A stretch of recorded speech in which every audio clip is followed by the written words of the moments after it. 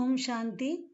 VCD number 691, 691, Murali date 8/10/1967, Murali தேதி 8/10/1967, clarification date 6/6/2007, விளக்கம் கொடுத்த தேதி 6/6/2007, கிளாஸ் நடந்த இடம் லக்னோ, உத்தரப்பிரதேஷ்.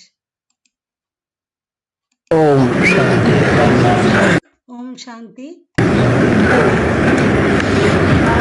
एक छोटा सा रात्रि क्लास है। ஒரு சிறிய ராத்திரி வகுப்பு 8 अक्टूबर 1967। 8 அக்டோபர் 1967। तुम बच्चे अविनाशी ज्ञान रत्नों का दान करते हो। குழந்தைகளாகிய நீங்கள் அழியாத ஞான ரத்தினங்களை தானம் செய்கிறீர்கள்.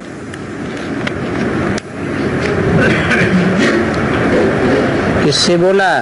யாரிடம் சொன்னார்? तुम बच्चे किससे बोला? குழந்தைகளாகிய நீங்கள் என்று யாரிடம் சொன்னார்? आत्मा तो 500 करोड़ है। யாரோ சொல்றாங்க ஆத்மாக்கள். ஆத்மாக்கள் என்னவோ 500 கோடி பேர். लेकिन क्या वो 500 करोड़ आत्माएं अविनाशी ज्ञान रत्नों का दान करती हैं? அப்போ என்ன 500 கோடி பேரும் அழியாத ஞான ரத்தினங்களை தானம் செய்கிறார்களா என்ன? विनाशी रत्न तो बहुत कमाते हैं।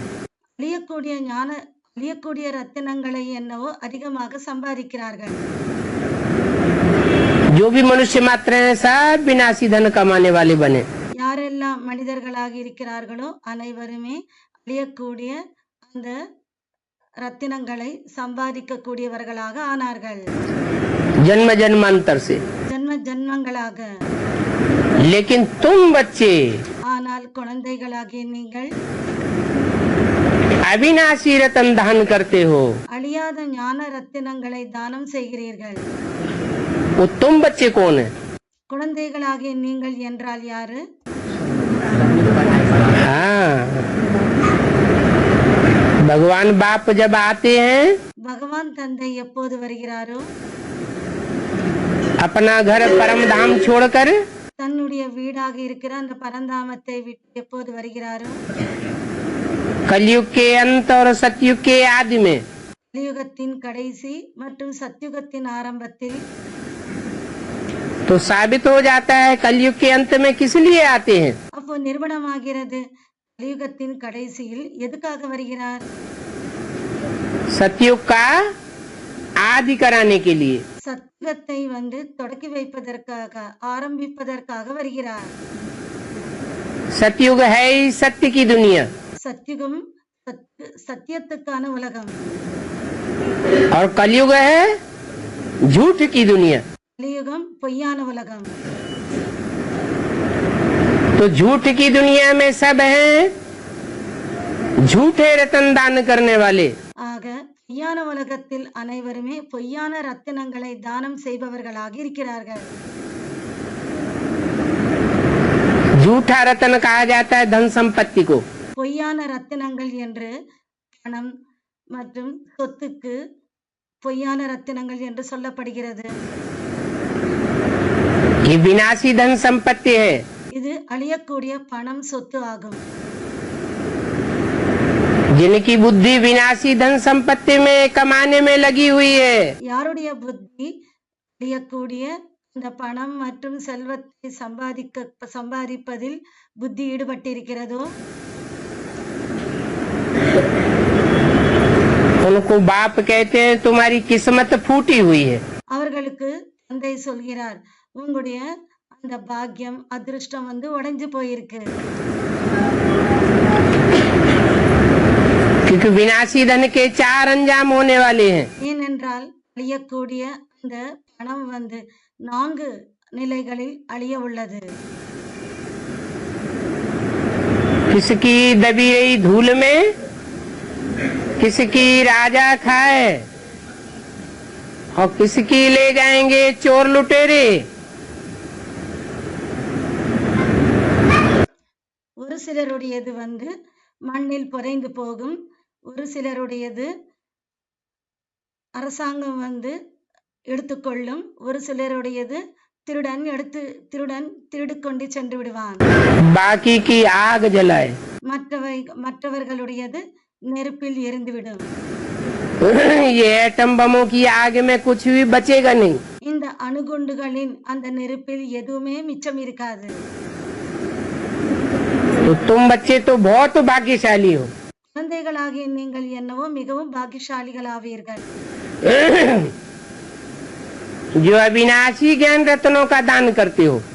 இந்த அழியாத ஞான ரத்தினங்களை நீங்கள் தானம் செய்கிறீர்கள். और ये अविनाशी ज्ञान रत्न மற்றும் இந்த அழியாத ஞான ரத்தினங்கள் अविनाशी बाप से मिलते हैं। அழியாத தந்தையிடமிருந்து கிடைக்கிறது.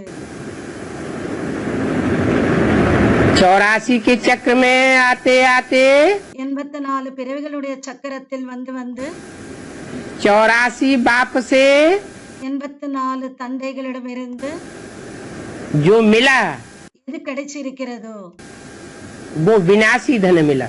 அது அழியக்கூடிய தனம், அழியக்கூடிய செல்வம் தான் கிடைத்தது. एक जन्म चलता है, ஒரு ஜன்மத்துக்கு நடக்குது. वो भी चले चले न चले। அதுவும் கூட வேலைக்கு வருமோ, உங்களுக்கு உதவுமோ அல்லது உதவாதோ. और जो जन्म जन्मांतर का बाप बेहद का बाप है, மற்றும் ஜன்மங்களுக்கு யார் எல்லையற்ற தந்தையாக இருக்கிறாரோ उससे बेहद का अविनाशी ज्ञान रत्नों का दान मिलता है। அவரிடமிருந்து எல்லையற்ற ஞான ரத்தினங்களுடைய தானம் கிடைக்கிறது.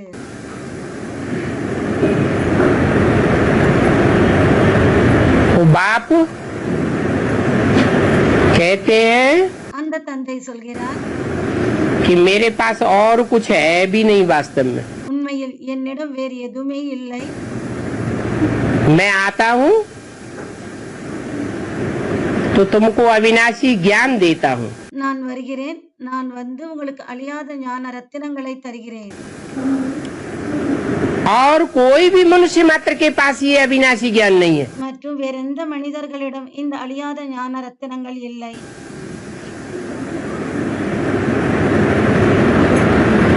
क्योंकि सब जन्म मरण के चक्र में बंधी हुई आत्माएं हैं। ஏனென்றால் அனைவரும் பிறப்பு இறப்பு என்ற சக்கரத்தில் கட்டுப்பட்டிருக்கிற ஆத்மாக்கள்.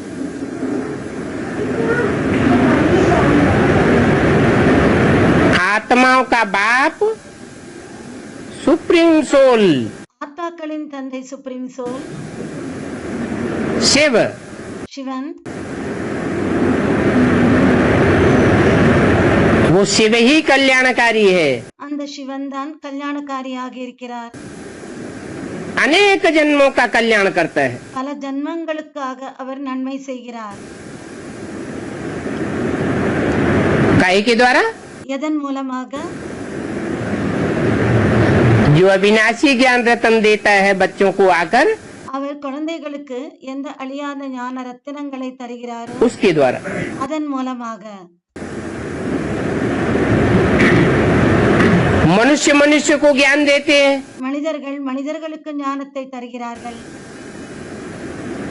कोई डॉक्टरी का ज्ञान देगा, इंजीनियरिंग का ज्ञान देगा, ஒரு சிலர் வந்து டாக்டருக்கான ஞானத்தை தருவாங்க, ஒரு சிலர் வந்து இன்ஜினியரிங்கான அந்த ஞானத்தை தருவார்கள்.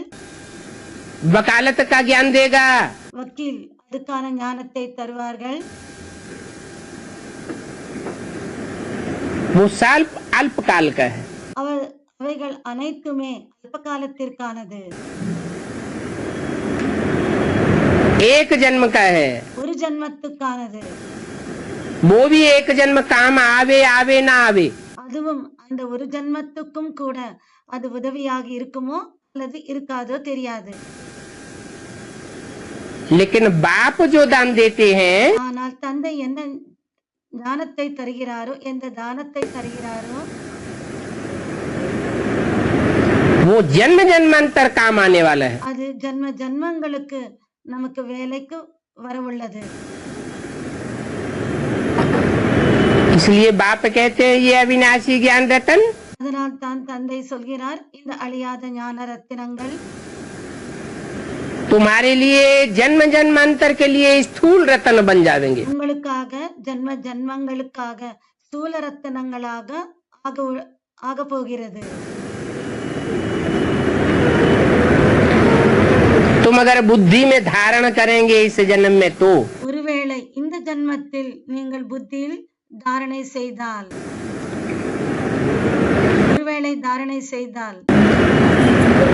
जन्म जन्मांतर के लिए तुम्हारी बुद्धि सोने की हो जाएगी. ஜன்ம ஜன்மங்களுக்காக உங்களுடைய புத்தி தங்கமாக ஆகிவிடுகிறது.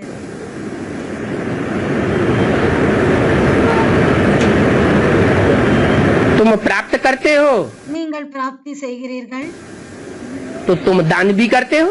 அப்போது நீங்கள் தானமும் செய்கிறீர்கள். जो यहाँ धारण नहीं करते யார் இங்கே தாரணையை செய்வதில்லையோ,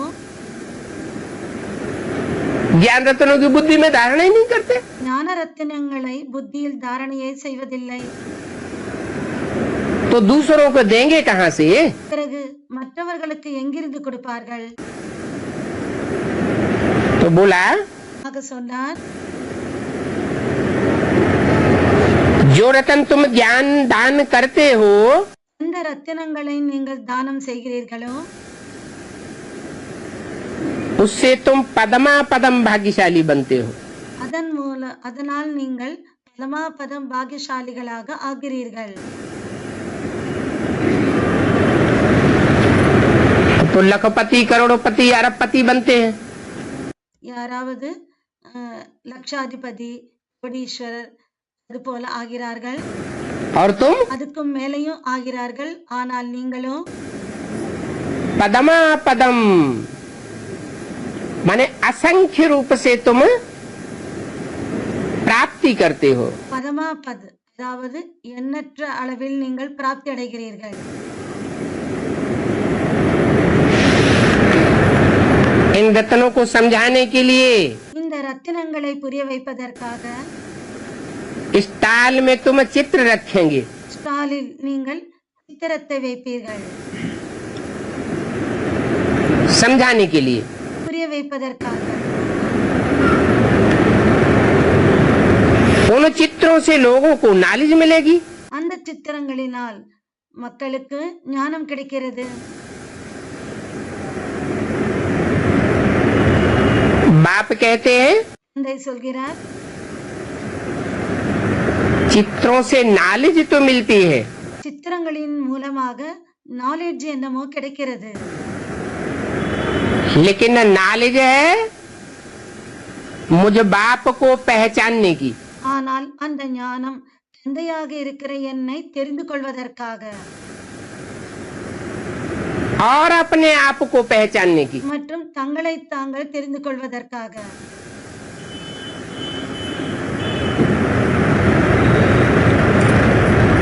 तुम खुद भी आत्मा हो, நீங்களும் ஆத்மாவாக இருக்கிறீர்கள். बिंदु बिंदु आत्मा भ्रकुटी के बीच में புள்ளி புள்ளியாக இருக்கிற ஆத்மா ரெண்டு புருவங்களுக்கு மத்தியில் இருக்கிறது. निवास करने वाला स्टार வசிக்கக்கூடிய ஸ்டார் நட்சத்திரமாக இருக்கிறது.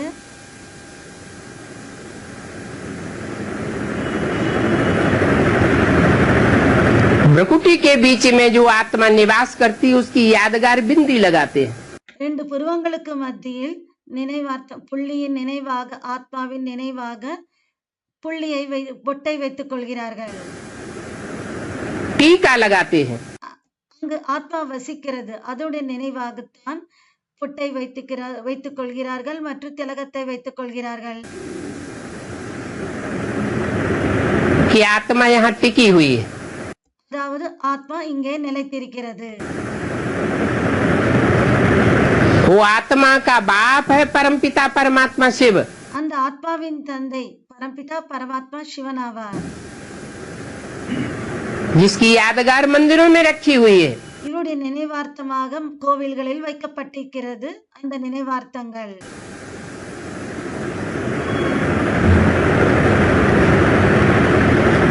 वो भी बिंदु है, அவரும் புள்ளிதான், स्टार है. நட்சத்திரம். स्टार का बड़ा आकार शिवलिंग அந்த நட்சத்திரத்தின் பெரிய உருவம் சிவலிங்கம் दिखाया जाता है मंदिरों में.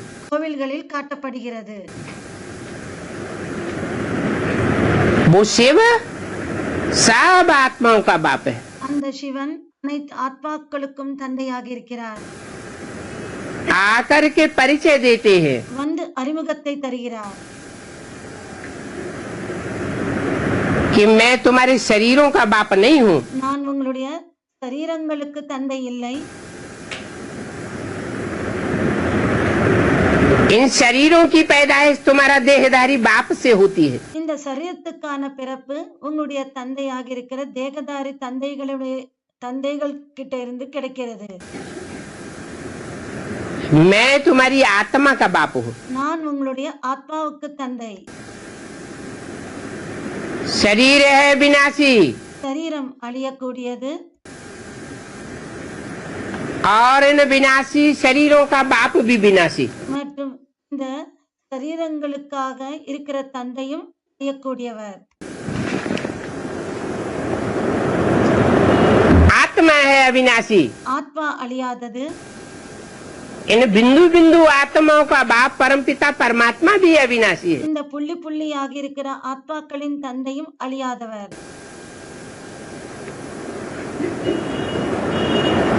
उसका नाम है शिव அவருடைய பெயர் சிவன்.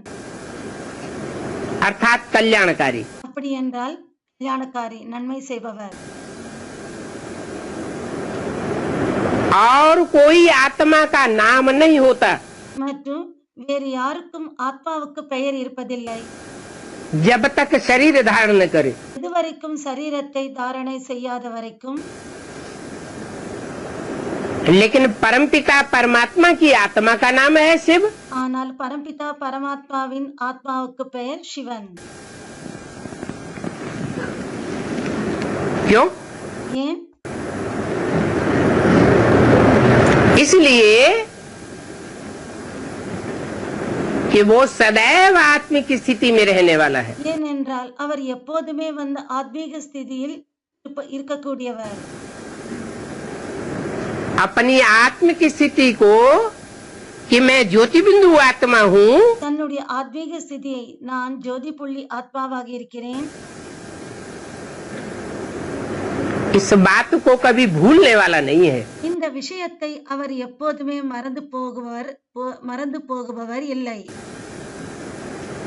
इसलिए उसको सदा शिव कहा जाता है. அதனால் தான் அவருக்கு சதா சிவன் என்று சொல்லப்படுகிறது.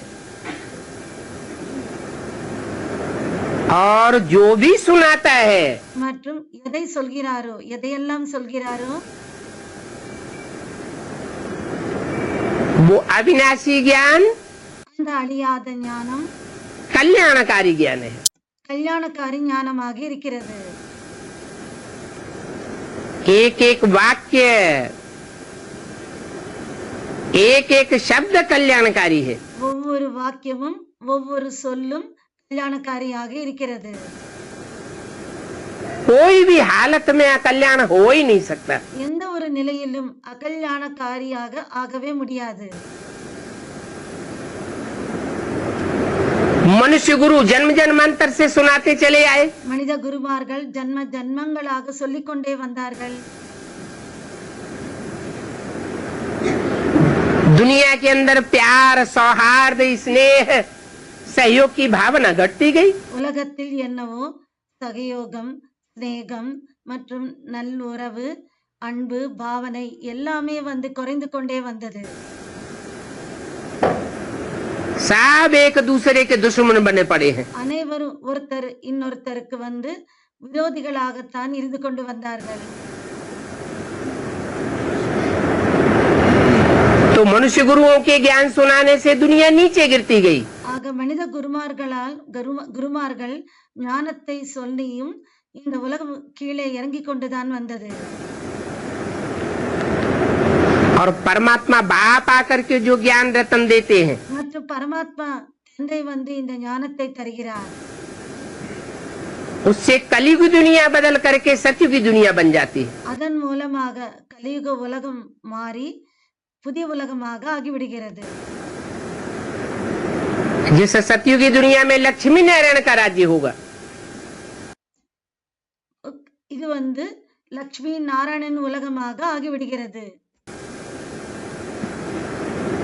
आज भारतवर्ष में இன்று பாரத நாட்டில் घर घर में सत्यनारायण की कथा होती है. ஒவ்வொரு வீட்டிலும் சத்யநாராயண கதையை சொல்கிறார்கள். जरूर सत्यनारायण ने ऐसा सत्य ज्ञान सुनाया होगा கண்டிப்பாக சத்யநாராயணன் சத்தியமான கதையை சொல்லியிருப்பார். जो उन्हें परमपिता परमात्मा शिव से मिला था. அது அவருக்கு பரம்பிதா பரமாத்மா சிவனிடமிருந்து கிடைத்தது.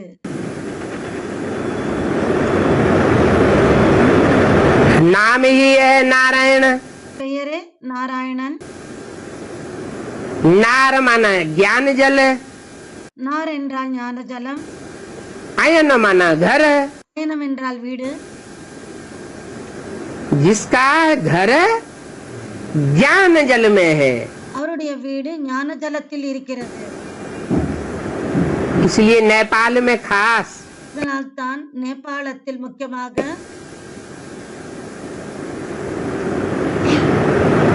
विष्णु को शेष सैया पर तालाब में दिखाया है. விஷ்ணுவை பாம்பு படுக்கையின் மீது அந்த பாம்பு படுக்கையில் அவர் படுத்தவாறு அங்கே குளத்தில் காட்டியிருக்கிறார்கள்.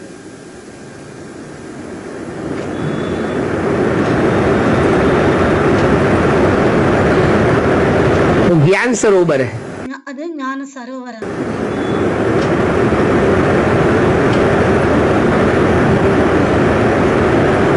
ज्ञान मान सरोवर कहे. ஞானமான சரோவர் என்று சொல்லலாம். कहते हैं मान सरोवर झील में சொல்கிறார்கள் அந்த ஞானமான அந்த அந்த சரோவர் ஏரியில், மான சரோவர் என்ற ஏரியில் हंसों का निवास होता है. அன்னங்கள் வசிக்கின்றது. हंस रतन चुनने वाला है. அன்னங்கள் ரத்தினங்களை தேர்வு செய்கிறது. कंकड़ पत्थर छोड़ देता है. அந்த கூழாங்கல்லை விட்டு விடுகிறது. है मनुष्य रूपी हंसों की बात. இது என்னவோ மனிதர்களின் ரூபத்தில் இருக்கிற அன்னங்களின் விஷயமாகும். ये मनुष्य रूपी हंस இந்த மனித ரூபத்தில் இருக்கிற அன்னங்கள் तुम बच्चे हो, குழந்தைகளாகிய நீங்கள் தான். जो ज्ञान रतन ही चुंगने वाले हो. நீங்கள் ஞான ரத்தினங்களை தான் தேர்ந்தெடுப்பவர்கள். और ये ज्ञान रतन மற்றும் இந்த ஞான ரத்தினங்கள் एक परमपिता परमात्मा से आते हैं. ஒரு பரம்பிதா பரமாத்மாவிடமிருந்து வருகிறது. और इन अविनाशी ज्ञान रत्नों को कोई देने वाला नहीं है. மற்றும் இந்த அழியாத ஞான ரத்தினங்களை கொடுப்பவர் வேறு யாருமே இல்லை.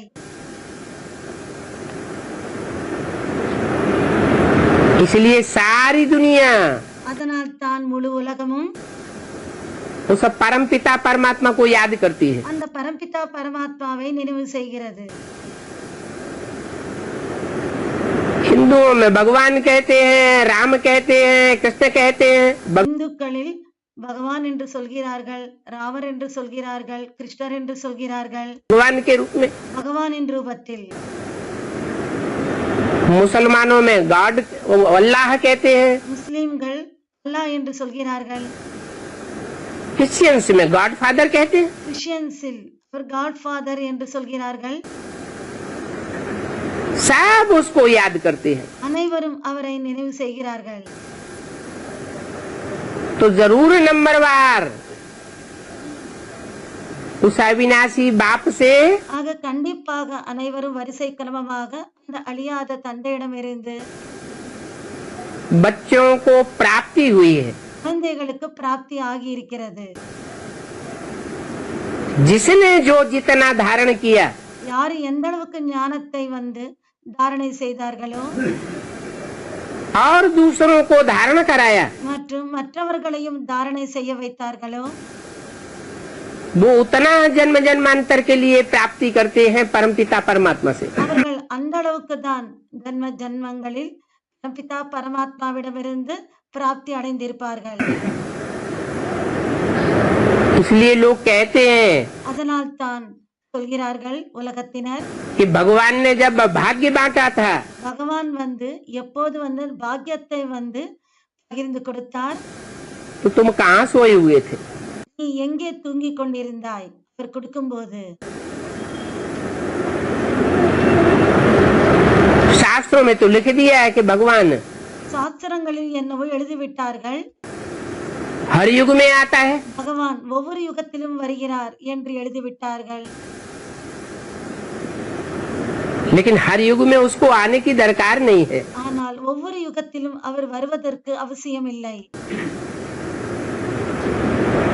लौकिक बाप भी अपने बच्चों के लिए मकान तब बनाता है லௌகீக தந்தையும் கூட தன்னுடைய குழந்தைகளுக்காக அப்போதுதான் வீட்டை கட்டுவார். जब पुराना मकान जरा जीर्ण हो जाता है, दुखदाई हो जाता है. எப்போது அந்த பழைய வீடு வந்து துக்கத்தை தரக்கூடியதாக மிகவும் நலிந்த நிலையில் இருக்கும்போதுதான் கட்டி தருவார். ये पारलौकिक बाप जो आत्माओं का बाप है, இந்த பரலோகீக தந்தை ஆத்மாக்களின் தந்தையாக இருக்கிறார்.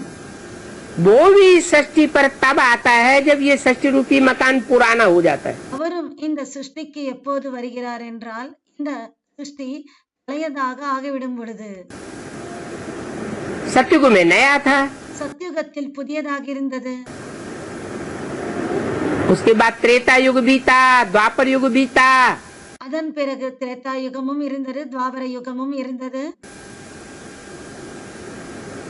सतो प्रधान से सतो सामान्य, रजो और तमो में आ गया कलयुग के अंत में. சத்தோ பிரதானத்திலிருந்து சத்தோ சாமான்யம், ரஜோ மற்றும் கலியுகத்தின் கடைசியில் தமோ பிரதானமாகிவிட்டது. अब कलयुग अंत में जब ये तमो प्रधान दुनिया बन जाती है எப்போது கலியுகத்தின் கடைசியில் இந்த உலகம் தமோ பிரதானமாகி விடுகிறதோ तो सब एक दूसरे के दुश्मन बन जाते हैं. அப்போது அனைவரும் ஒருத்தருக்கு ஒருத்தர் விரோதிகளாகி விடுகிறார்கள். जानवर इतने खतरनाक नहीं है, விலங்குகள் அந்த அளவுக்கு வந்து அபாயகரமாக இல்லை.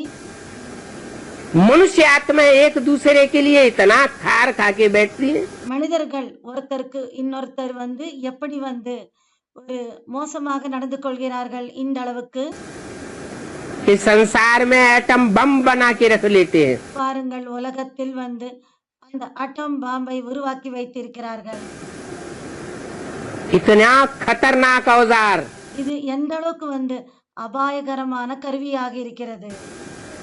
जो सारी दुनिया को काल के गाल में ढकेलने के लिए அவர்கள் வந்து முழு உலகத்தையும் காலத்தின் பிடியில் தள்ளுவதற்காக तैयार हुआ बैठा है. தயாராகி உட்கார்ந்து இருக்கிறார்கள்.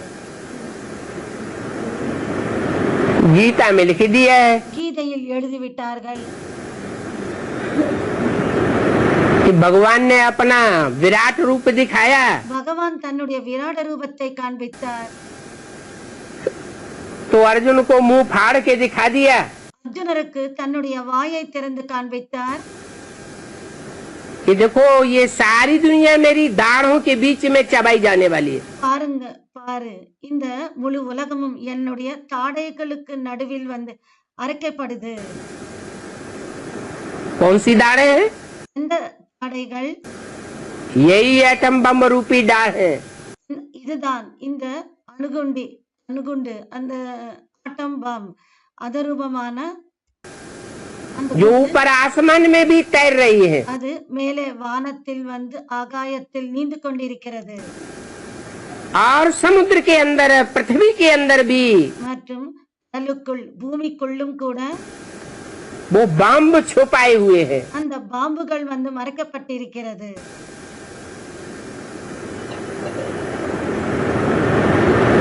अर्जुन से भगवान कहते हैं, அர்ஜுனனிடம் பகவான் சொல்கிறார், अर्जुन ये सब खलास होने वाले हैं. அர்ஜுனா, இவைகள் எல்லாமே வந்து இவர்கள் அனைவரும் அழிய போகிறார்கள்.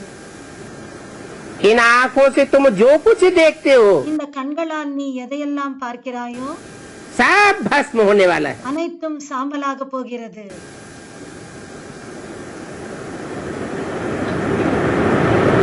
दुनिया विनाशी धन உலகம் வந்து அழியக்கூடிய அந்த தனம், பணம், अर्जन करने में लगी हुई है। சம்பாதிப்பதில் தான் ஈடுபட்டிருக்கிறார்கள். उस धन से बड़ी बड़ी महल माड़ियां अटारियां बनाने में लगी हुई है। அந்த பணத்தினால் பெரிய பெரிய அந்த கட்டிடங்கள் மற்றும் பில்டிங்ஸ் அதில் கட்டுவதில் ஈடுபட்டிருக்கிறார்கள்.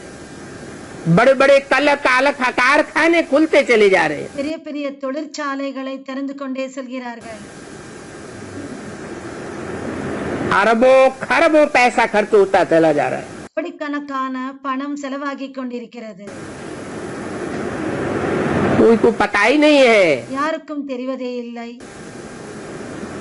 कि भगवान बाप आकर के अविनाशी ज्ञान रत्न दान कर रहे हैं। பகவான் தந்தை வந்து ஞான ரத்தினங்களை தானம் செய்கிறார். और वो ज्ञान रत्न लेने वाले हैं भी ब्राह्मण। மற்றும் அந்த ஞான ரத்தினங்களை எடுப்பவர்களும் பிராமணர்கள் தான். जो ब्रह्मा की औलाद बनते हैं। யார் வந்து பிரம்மாவின் குழந்தைகளாக யார் ஆகிறார்களோ परम ब्रह्म जिसमें प्रवेश करता है उसको कहा जाता है ब्रह्मा। பரம் பிரம்மம் யாருக்குள் பிரவேசம் செய்கிறாரோ அவருக்கு பிரம்மா என்று சொல்லப்படுகிறது, பரபிரம்மம் என்று சொல்லப்படுகிறது.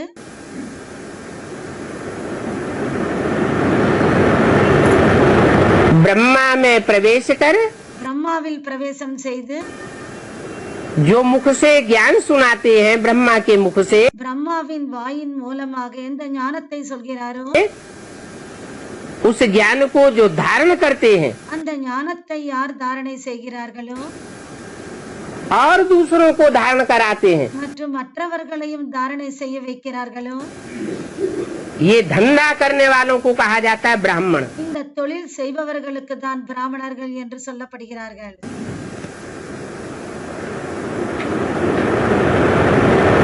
ये ब्राह्मण अविनाशी ज्ञान रत्नों का दान करने वाले हैं। இந்த பிராமணர்கள் அழியாத ஞான ரத்தினங்களை தானம் செய்பவர்கள். अविनाशी ज्ञान रत्न बाप से लेते हैं, அழியாத ஞான ரத்தினங்களை தந்தையிடம் இருந்து எடுக்கிறார்கள், வாங்குகிறார்கள். डायरेक्ट बाप को पहचानते हैं। டைரக்டாக தந்தையை தெரிந்து கொள்கிறார்கள். परमपिता परमात्मा शिव इस सृष्टि पर कैसे आकर के பரம்பிதா பரமாத்மா சிவன் எப்படி இந்த சிருஷ்டிக்கு வந்து सारे संसार का नंबरवार कल्याण करते हैं, முழு சிருஷ்டிக்கும் வரிசை கிரமமாக எப்படி நன்மை செய்கிறார். ये ज्ञान सिर्फ ब्राह्मणों की बुद्धि में बैठता है। இந்த ஞானம் பிராமணர்களின் புத்தியில் மட்டும் உட்காருகிறது.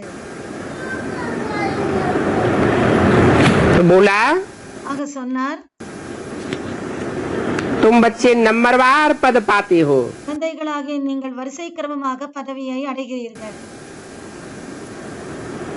यहाँ भी फर्क तो है ना। இங்கேயும் வித்தியாசம் இருக்கிறது இல்லையா? तुम्हारा भी फर्क पड़ जाता है पढ़ाई के आधार पर। உங்களிலும் கூட படிப்பின் அடிப்படையில் வித்தியாசம் என்பது ஏற்படுகிறது.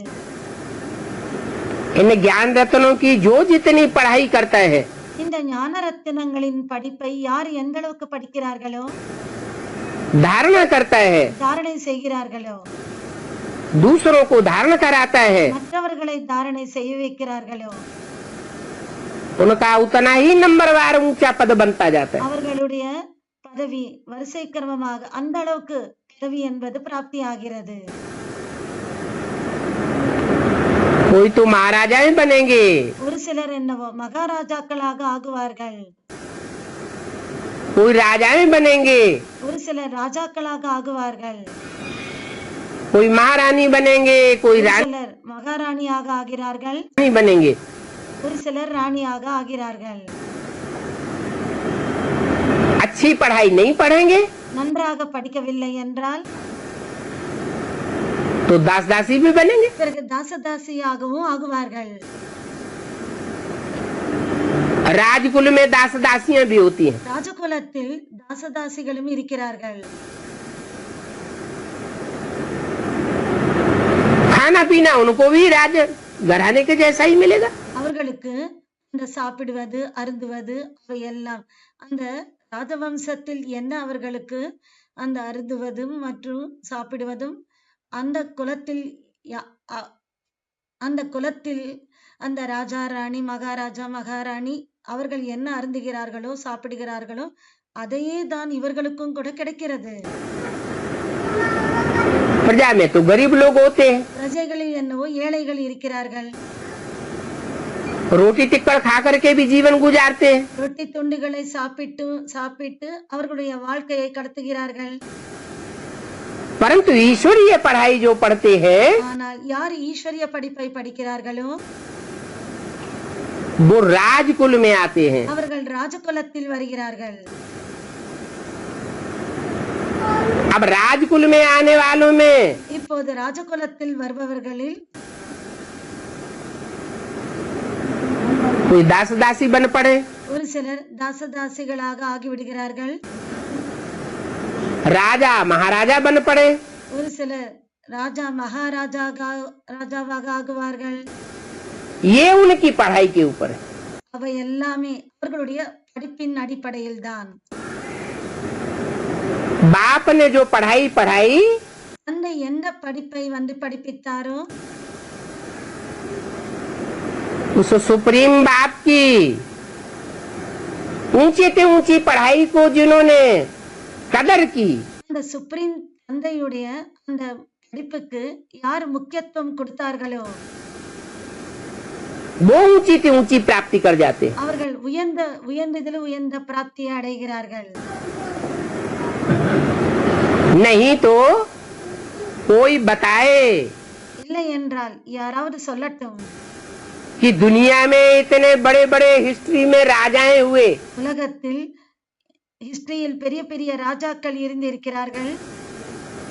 उन राजाओं को राजाई करना किसने सिखाया? அந்த ராஜாக்களுக்கு ஆட்சி செய்ய ராஜாங்கம் செய்ய யார் கற்றுக் கொடுத்தார்கள்? ये राजाई की पढ़ाई किसने पढ़ाई இந்த ராஜாங்கத்தின் படிப்பை யார் படிப்பித்தார்கள் और कब पढ़ाई? மற்றும் எப்போது படிப்பித்தார்? कि भगवान ने राजयोग सिखा करके राजयोग की पढ़ाई पढ़ाई। கீதை எழுதியுள்ளார்கள், பகவான் ராஜயோகத்தை கற்றுக் கொடுத்து ராஜயோக படிப்பை படிப்பித்தார். एक परम पिता परमात्मा शिव के ஒரு பரம்பிதா பரமாத்மா சிவனின் और कोई भी ये राजाई पढ़ाने की प्राप्ति नहीं करा सकता। வேறு யாருமே இந்த ராஜயோக படிப்பின் அந்த பிராப்தியை அடைய வைக்கவில்லை. राजाई का पद एक परम पिता परमात्मा बाप की पढ़ाई से ही मिलता है। ராஜாங்கத்தின் பதவி ஒரு பரமாத்மா தந்தையிடம் இருந்துதான் கிடைக்கிறது. तो नंबरवार पद बन जाते हैं। ஆக வரிசை கிரமமாக பதவிகள் ஆகிறது. तो पुरुषार्थ करना चाहिए, ஆக புருஷார்த்தம் செய்ய வேண்டும். अपना समय बर्बाद नहीं करना चाहिए, உங்களுடைய நேரத்தை வீணாக்க கூடாது. क्योंकि इस अंतिम जन्म में ही कलयुग के अंत में ஏனென்றால் இந்த கடைசி ஜன்மத்தில் கலியுகத்தின் கடைசியில் जब एटम बम बन चुके हैं, இப்போது அந்த அணுகுண்டுகள் ஆட்டம் பம் உருவாகிவிட்டது, दुनिया को தயாராகிவிட்டது ध्वंस करने के लिए, உலகத்தை துவம்சம் அழிப்பதற்காக. उससे पहले ही जो पढ़ाई पढ़ लेंगे அதுக்கு முன்னாலேயே யார் இந்த படிப்பை படிப்பார்களோ उनकी आत्मा में वो जन्म जन्मांतर के संस्कार बढ़ जाएंगे। அவர்களுடைய ஆத்மாவுக்குள் இந்த ஜன்ம ஜன்மங்களாக சம்ஸ்காரங்கள் சம்ஸ்காரமாக ஆகிவிடும். तो समय क्यों बर्बाद करना चाहिए? ஆக நேரத்தை ஏன் வீணாக்கணும்? और युगों में और जन्मों में तो परमात्मा बाप आता ही नहीं है। வேற எந்த யுகத்திலோ வேற எந்த ஜன்மத்திலோ பரமாத்மா தந்தை வருவதில்லை. वो तो आता ही है अंतिम जन्म में, அவர் வருவதே கடைசி ஜன்மத்தில், अंतिम युग में, अंतिम युग के भी अंतिम चरण में। கடைசி ஜன்மத்தில் மற்றும் அந்த கடைசி யுகத்தில் கடைசி கட்டத்தில் வருகிறார்.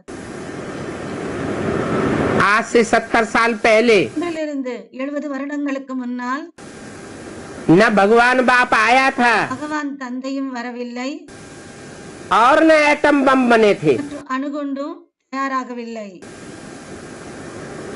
70 साल के अंदर ही भगवान बाप आते हैं அவர்களுக்கு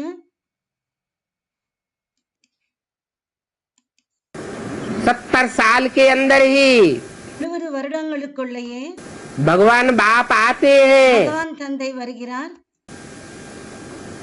बच्चों को ज्ञान रतन देते हैं குழந்தைகளுக்கு ஞான ரத்தினங்களை தருகிறார். और जो उसके बच्चे बनने वाले नहीं हैं மற்றும் யாரு அந்த தந்தையின் குழந்தைகளாக ஆகுவதில்லையோ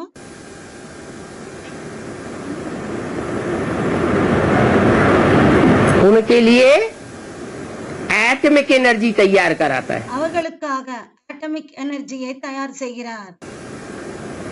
जो अपने ही अहंकार में रहते हैं. அவர்கள் தங்களுடைய அகங்காரத்திலேயே இருக்கிறார்கள்.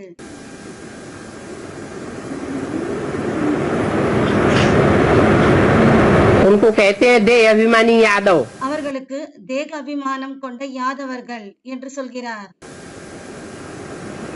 कौरव கௌரவர்கள் कौओं की तरह शोरगुल बहुत करते हैं. காக்கைகளைப் போல மிகவும் சத்தம் போடுபவர்கள். हम दुनिया को स्वर्ग बनाएंगे. நாங்கள் உலகத்தை சொர்க்கமாக்குவோம்.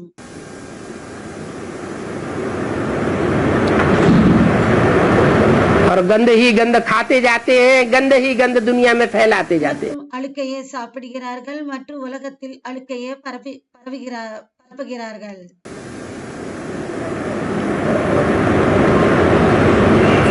यादव कुल जो बड़े बड़े महलमारियों अटारियों वाले हैं, யாதவ குலத்தினர் பெரிய பெரிய மாளிகைகள் மற்றும் அதில் குடியிருப்பவர்கள் மாளிகை கொண்டவர்களாக இருக்கிறார்கள். 100 मार की बिल्डिंग्स बनाते रहते हैं. 100 மாடி கட்டடங்களில் வசிப்பவர்கள்.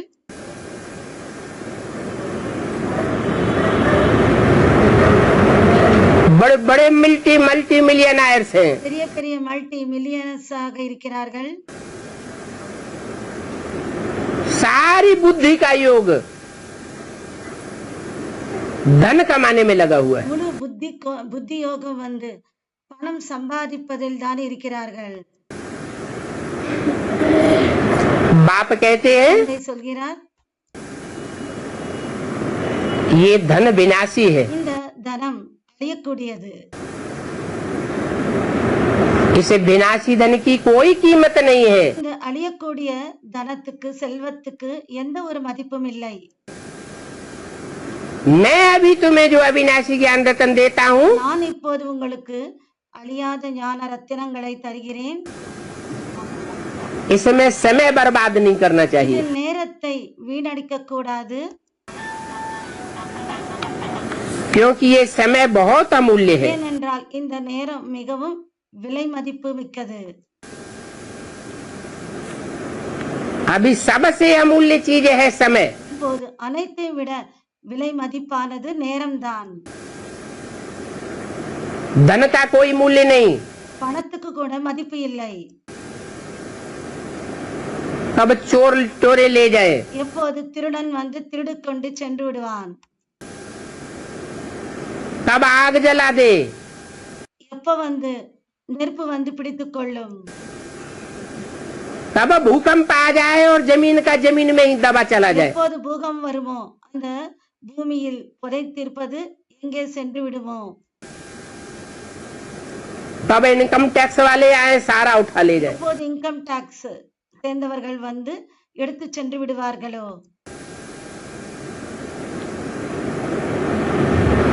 इस तन की भी कोई वैल्यू नहीं है. இந்த உடலுக்கும் எந்த ஒரு மதிப்பும் இல்லை. आज स्वस्थ है, कल पता नहीं कौन सी बीमारी लग जाए. இன்று ஆரோக்கியமாக இருக்கிறார்கள், நாளைக்கு எந்த நோய் வரும் என்று தெரியாது. अचानक एक्सीडेंट हो जाता है रास्ता चलते चलते. திடீரென்று வழியில் நடந்து செல்லும் போது ஆக்சிடென்ட் ஆகி விடுகிறது. जानवरों का तन, उसकी हड्डियां और उसकी चमड़ी फिर भी काम आती है. விலங்குகளுடைய எலும்புகள் அதனுடைய தோல் கூட வேலைக்கு உதவுகிறது. मनुष्यों का तो कुछ भी काम नहीं आता. மனிதர்களுடையது எதுவுமே வேலைக்கு உதவுவதில்லை. अगर काम आता भी है, ஒருவேளை வேலைக்கு உதவினாலும் கூட, जैसे कोई अपनी आंखें दान करते हैं मरने से पहले, இது போல யாராவது இறப்பதற்கு முன்னால், இறந்து போவதற்கு முன்னால் தங்களுடைய கண்களை தானம் செய்கிறார்கள், किडनी दान कर देते हैं, கிட்னியை தானம் செய்கிறார்கள். तो वो सिर्फ दुनिया के जो बड़े बड़े आदमी हैं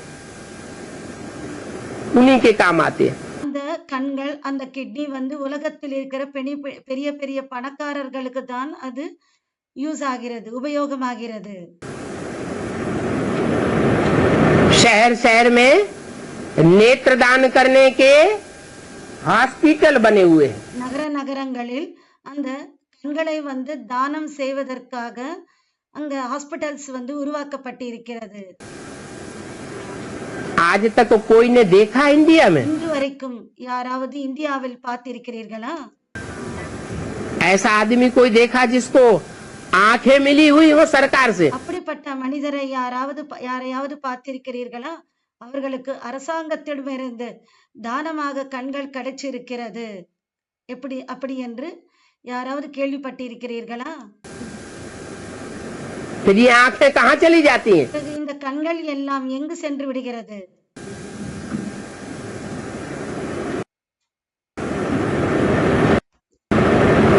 हॉस्पिटल्स में जो आंखें दान की जाती हैं वो कहाँ चली जाती? ஹாஸ்பிட்டல்ஸில் அந்த கண்கள் வந்து தானம் செய்யப்படுகிறது, அந்த கண்கள் எங்கே சென்று விடுகிறது? सब विदेशों में जाकर के बेच दी जाती है. அனைத்தையும் வெளிநாட்டில் சென்று விற்று விடுகிறார்கள்.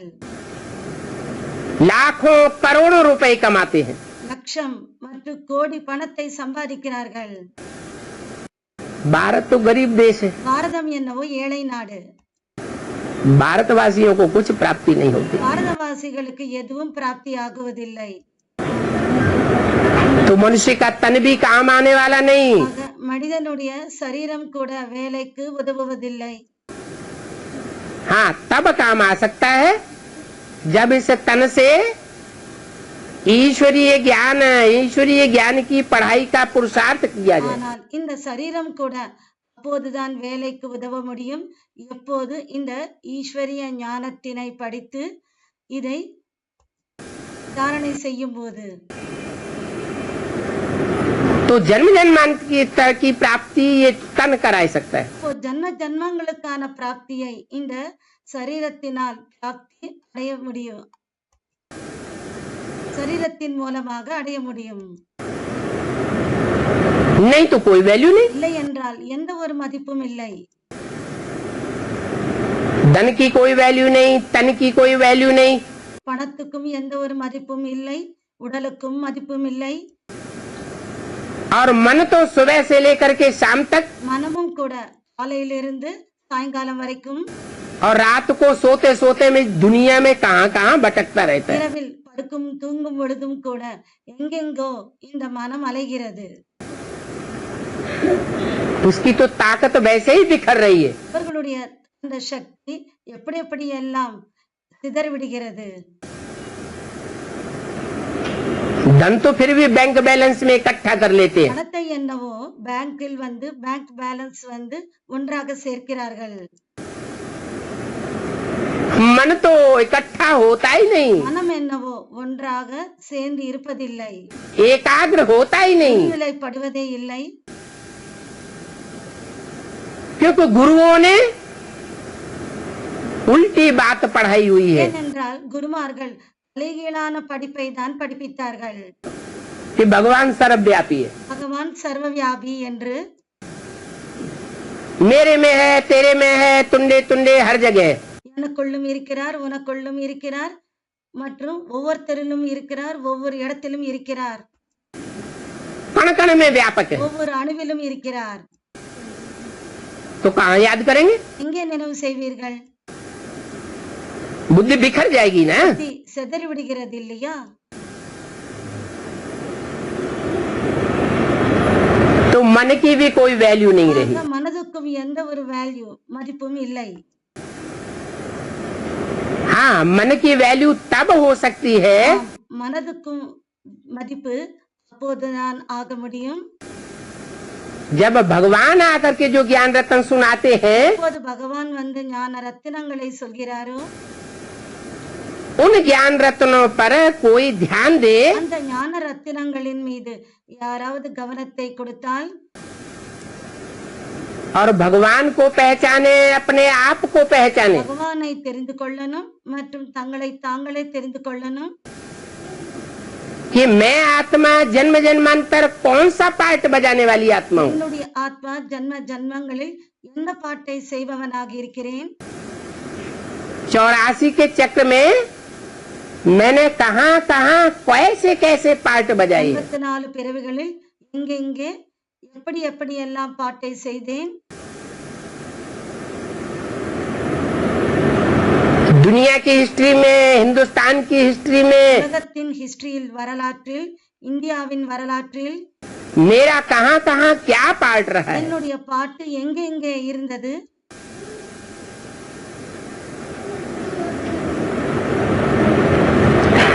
तो ये ज्ञान रत्न धारण करने से मन भी पावरफुल हो जाता है. ஆக இந்த ஞான ரத்தினங்களை தாரணை செய்வதனால் மனமும் கூட சக்தி வாய்ந்ததாக ஆகிறது.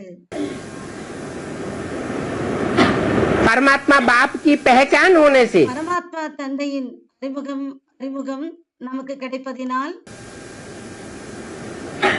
कि वो बाप सर्वव्यापी नहीं है, அந்த தந்தை சர்வவியாபியாக இல்லை. वो इस सृष्टि पर एक व्यापी होकर के आता है. அவர் இந்த சிருஷ்டியின் மீது ஒரு வியாபியாகி வருகிறார். एक मुकर्रर रथ में प्रवेश करता है ஒரு முகர் ரதத்தில் பிரவேசம் செய்கிறார் और मुकर्रर रथ में प्रवेश करके மற்றும் அந்த முகர் ரதத்தில் பிரவேசம் செய்து सारे संसार का कल्याण करता है. முழு உலகத்துக்கும் நன்மை செய்கிறார். तो एक व्यापी होने से बुद्धि एक जगह टिकेगी ஆக ஒரு வியாபியாக இருப்பதினால் புத்தி ஒரு இடத்தில் நிலைத்திருக்குமா या भटकेगी. அல்லது அலையுமா? एक जगह टिकेगी. ஒரு இடத்தில் நிலைத்திருக்கும். एकाग्र बुद्धि बनेगी. ஒருநிலைப்பட்ட புத்தியாக ஆகும். मन बुद्धि का कल्याण हो जाएगा. மனம் புத்திக்கு நன்மையாகிவிடும்.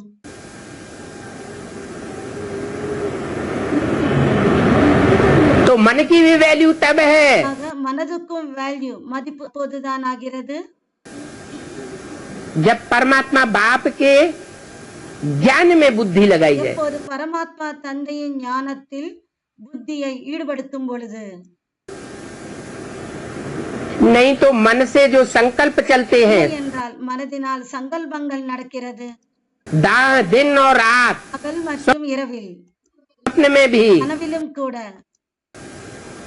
वो बुद्धि को बिखेर देते हैं. அந்த புத்தியை வந்து சிதறடிக்கிறது. विस्तार में बुद्धि चली जाती है. சிதறி விடுகிறது மற்றும் புத்தி விஸ்தாரத்தில் சென்று விடுகிறது. मन के संकल्पों की एकाग्रता न होने से மனதினுடைய எண்ணங்களில் சங்கல்பங்களில் ஒருநிலைப்படுவதில்லை. அதனால் वो संकल्प सिद्ध नहीं हो அந்த पाते. சங்கல்பங்கள் நிறைவேறுவதில்லை. तो मन की भी कोई वैल्यू नहीं. மனதுக்கும் எந்த ஒரு மதிப்பும் இல்லை.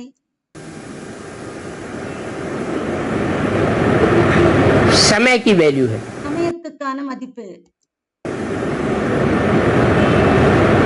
आज मनुष्य के पास समय नहीं है. மனிதர்களிடம் நேரம் இல்லை.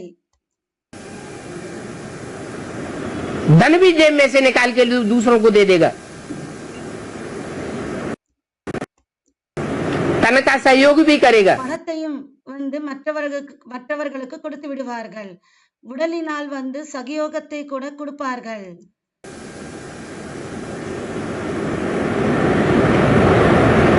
मन से सहयोग भी कर सकता है, மனதினால் சகயோகமும் செய்ய முடியும். लेकिन किसी से कहो तो कहेगा हमारे पास टाइम नहीं. ஆனால் யாரிடமாவது சொல்லுங்கள், அவர்கள் எங்களிடம் டைம் இல்லை, நேரம் இல்லை என்று சொல்கிறார்கள். इसलिए समय की बहुत वैल्यू அதனால் தான் நேரத்திற்கு மிக மதிப்பு இருக்கிறது. और तब वैल्यू और ज्यादा बढ़ जाती है இந்த மதிப்பு இன்னும் எப்போது அதிகமாகிறது என்றால் जब बुद्धि में ये बात बैठ जाए எப்போது அவர்களுடைய புத்தியில் இந்த விஷயம் உட்கார்ந்து விட்டால் कि भगवान बाप सिर्फ कलयुग के अंतिम चरण में आता है, பகவான் தந்தை வெறும் கலியுகத்தின் கடைசி கட்டத்தில் வருகிறார், अंतिम जन्म में आता है, கடைசி ஜன்மத்தில் வருகிறார். और फिर 5000 वर्ष तक तब भी नहीं आएगा. 5000 வருடங்களுக்கு வரைக்கும் பின்னால் 5000 வருடங்கள் வரைக்கும் நடுவில் எப்போதும் வரவே மாட்டார்.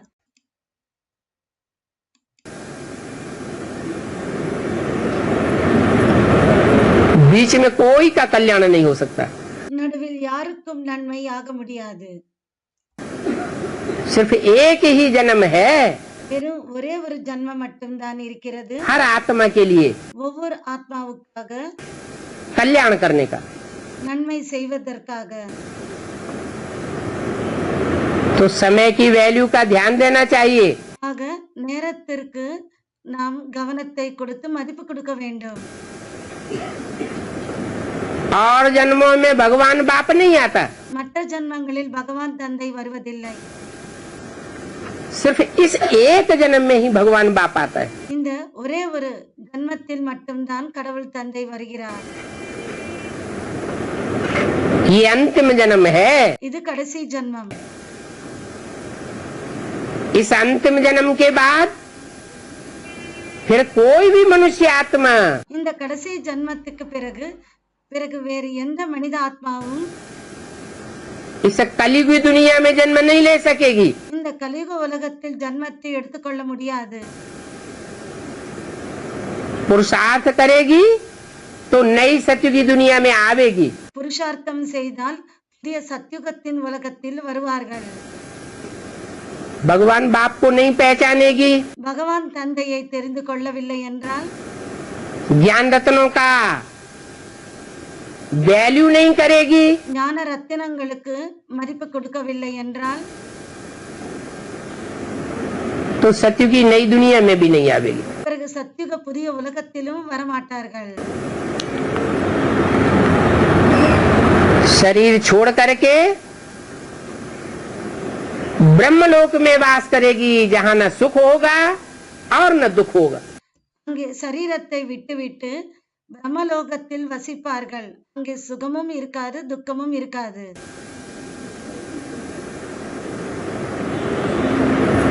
लंबे समय तक भी कोई आत्मा वहाँ वास कर सकती है. நீண்ட காலம் வரைக்கும் ஒரு சில ஆத்மாக்கள் அங்கே வசிப்பார்கள். और वहाँ तो आत्मा का कोई अस्तित्व ही नहीं जैसे. அங்கே என்னவோ எப்படி இருக்கும் என்றால் ஆத்மா இருந்தும் இல்லாதது போல இருக்கும். आत्मा जब तक शरीर धारण न करे எதுவரைக்கும் ஆத்மா சரீரத்தை தாரணை செய்யாத வரைக்கும் तब तक न सुख भोग सकती है न दुख भोग सकती है. இந்த சரீரத்தை தாரணை செய்யாத வரைக்கும் சுகத்தையும் அனுபவிக்க முடியாது, சுகத்தையும் துக்கத்தையும் அனுபவிக்க முடியாது, சுகம் துக்கம் அனுபவிக்க முடியாது. परम धाम में तो आत्मा ऐसे पड़ी रहेगी பரந்தாமத்தில் என்னவோ ஆத்மாக்கள் அப்படியே இருந்து கொண்டிருக்கும், जैसे जड़वत. இது போல ஜடத்தை போல இருந்து கொண்டிருக்கும்.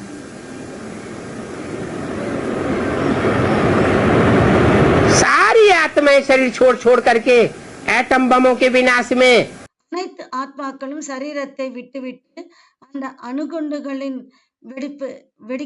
வெடிப்பதின் காரணமாக அணுகுண்டுகள் வெடித்துவிடும். परम धाम वापस जाएंगे. அந்த ஆத்மாக்கள் பரந்தாமத்திற்கு திரும்பி சென்று விடுகிறது. नई सृष्टि में श्रेष्ठ से श्रेष्ठ आत्मा पहले उतरेंगी. புதிய சிருஷ்டியில் சிரேஷ்டத்திலும் சிரேஷ்டமான ஆத்மாக்கள் மட்டும்தான் இறங்கும் और नई दुनिया का सुख भोगेंगी. மற்றும் புதிய உலகத்தின் சுகத்தை அனுபவிக்கும். और जितनी भ्रष्ट आत्माएं होंगी மற்றும் எந்த அளவுக்கு பிரஷ்ட ஆத்மாக்களாக இருப்பார்களோ भगवान के ज्ञान रत्नों का वैल्यू न करने वाली பகவானுடைய ஞான ரத்தினங்களுக்கு மதிப்பை கொடுக்காதவர்கள் वो नरक की दुखदाई दुनिया में कलयुग के अंत में उतरेंगे। அவர்கள் நரகத்தின் துக்கமான உலகத்தில் கலியுகத்தின் கடைசியில் இறங்குவார்கள். जितना जितना जास्ती सुखी दुनिया में आवेंगे, எந்த அளவுக்கு அதிகமாக சுகமான உலகத்தில் வருவார்களோ उतना ऐसे दुनिया में आकर के दुनिया के जास्ती सुख भोगेंगे। அந்த அளவுக்கு இந்த உலகத்துடைய சுகத்தை அதிகமாக அனுபவிப்பார்கள். और जितना अंत में उतरेंगी, எந்த அளவுக்கு கடைசியில் இறங்குவார்களோ उतना जास्ती दुख भोगेंगे। அந்த அளவுக்கு அதிகமான துக்கத்தை அனுபவிப்பார்கள். तो बोला ஆக சொன்னார், कि सिर्फ यही एक जन्म है இந்த ஒரே ஒரு ஜன்மம் மட்டும்தான் இருக்கிறது, जब आत्माएं अपना कल्याण कर सकती हैं, அங்கே ஆத்மாக்கள் உங்களுக்கு நன்மை செய்து கொள்ள முடியும், औरों का भी कल्याण कर सकती हैं। மற்றவர்களுக்கும் நன்மை செய்ய முடியும். इसको बहुमूल्य जीवन कहा जाता है। இதுக்கு மிகவும் மதிப்பு மிகுந்த வாழ்வு என்று சொல்லப்படுகிறது. इस जीवन को सफल करना है। இந்த வாழ்க்கையை நாம் பயனுள்ளதாக ஆக்கணும். कांग्रेस में देखो सोशल वर्कर्स कितने होते हैं। காங்கிரஸில் எவ்வளவு சோஷியல் ஒர்க்கர்ஸ் இருக்கிறார்கள், समाज की भलाई में लगे रहते हैं, சமூக சேவகர்கள். அவர்கள் சமுதாயத்திற்கு நன்மை செய்கிறார்கள், परंतु वो तो समाज की भलाई कर ही नहीं सकते। ஆனால் அவர்களால் சமுதாயத்திற்கு நன்மை செய்யவே முடியாது. क्योंकि उनको पढ़ाने वाला गुरु कौन था? ஏனென்றால் அவர்களுக்கு படிப்பிக்கக்கூடிய குரு யாராக ஆனார்? कांग्रेसियों का गुरु कौन हुआ? காங்கிரஸ்காரர்களுக்கு குரு யார் ஆனார்? महात्मा गांधी। மகாத்மா காந்தி. गांधी अपने जीवन का ही कल्याण नहीं कर सके। காந்தி தன்னுடைய வாழ்க்கைக்கே அவரால் நன்மை செய்து கொள்ள முடியவில்லை, भारत देश का भी कल्याण नहीं कर सके। பாரத தேசத்துக்கும் பாரத நாட்டுக்கும் கூட அவரால் நன்மை செய்ய முடியவில்லை. कहते थे भारत में राम राज्य आएगा, பாரதத்தில் ராமராஜ்யம் வரும் என்று சொல்லியிருந்தார். क्या आ गया? என்ன வந்துவிட்டதா? और ही रावण राज्य आ गया। மேலும் ராவண ராஜ்யம் வந்துவிட்டது. अरे राम राज्य की स्थापना राम आकर के करेगा, அரே ராமராஜ்யத்தின் ஸ்தாபனையை ராமர் செய்வாரா या गांधी करेगा? அல்லது காந்தி செய்வாரா? कौन करेगा? யார் செய்வார்கள்? राम ही कर सकता है। ராமர் தான் செய்ய முடியும். राम ही राम राज्य लावेगा। ராமர் தான் ராமராஜ்யத்தை கொண்டு வருவார். रावण क्या लावेगा? ராவணன் என்ன கொண்டு வருவான்? रावण तो रावण राज्य लावेगा। ராவணன் என்னவோ ராவண ராஜ்யத்தை தான் கொண்டு வருவான். रावण अनेक सिरों वाले को कहा जाता है। ராவணன் என்று பல தலைகள் கொண்டுள்ளவனுக்கு ராவணன் என்று சொல்லப்படுகிறது. अनेक मतों वाले को कहा जाता है रावण। பல வழிகள் கொண்டிருப்பவனுக்கு ராவணன் என்று சொல்லப்படுகிறது. बुद्धि में भांति भांति की अकल भरी पड़ी है ना। புத்தியில் பலரகமான அந்த அறிவு இருக்கிறது இல்லையா? जैसी जैसी बुद्धि, எப்படி எப்படி புத்தி இருக்கிறதோ, जैसा जैसा ये मुंड, எப்படி எப்படி இந்த முண்டம் இருக்கிறதோ, वैसी उसकी अकल। அது போல அவனுக்கு அந்த புத்தி அறிவு இருக்கிறது. और अनेक प्रकार की अकल, மற்றும் பலவிதமான இந்த அறிவு. तो एक मत से दुनिया में सुख शांति बढ़ेगी, ஆக ஒரு வழியின் மூலமாக உலகத்தில் சுகம் ஏற்படுமா, या अनेक मतों से सुख शांति बढ़ेगी। அல்லது பல வழிகளின் மூலமாக சுகம் சாந்தி பெருகுமா? एक राजा होगा तो सुख शांति होगी, ஒரு ராஜா இருந்தால் சுகம் சாந்தி இருக்கும். और अनेक राजाएं होगी ஒருவேளை பல ராஜாக்கள் இருந்தால் तो दुख शांति होगी। துக்கம் அசாந்தி தான் இருக்கும். आज से 200 साल पहले இன்றிலிருந்து 200 வருடங்களுக்கு முன்னால் सारी दुनिया में राजाओं का राज्य था। முழு உலகத்தில் ராஜாக்களின் ராஜ்யம் இருந்தது.